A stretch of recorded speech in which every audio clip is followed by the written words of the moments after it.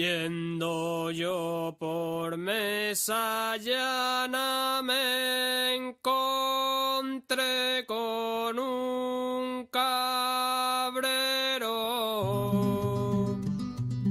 con el pero palo al hombro, iba vomitando suero. Y ese que le llaman Judas,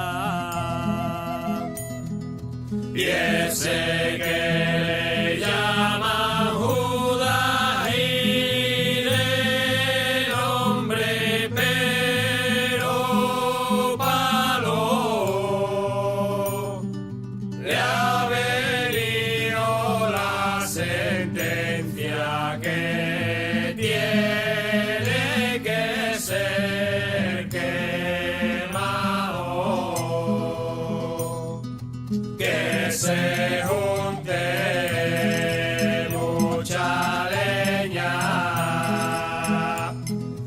que se junte mucha leña y se haga un hoguero. Y allí se vayan echando los de la mala intención. Y el pero palo en su sitio. Y el pero palo en su sitio. Yo no sé de qué murió,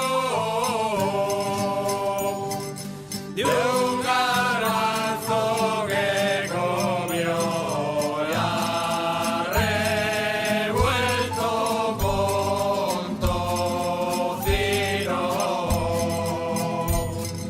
Rabo, rabo de cochino.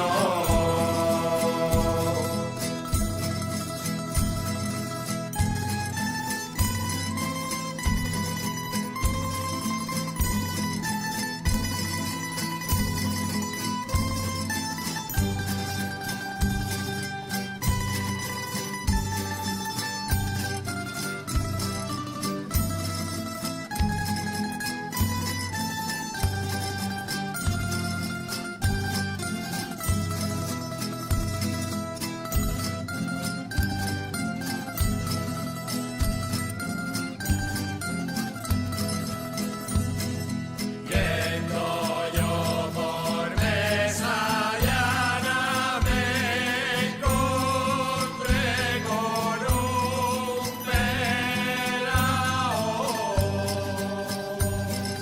y me dijo: ¿dónde vas? Voy por queso al horcajo.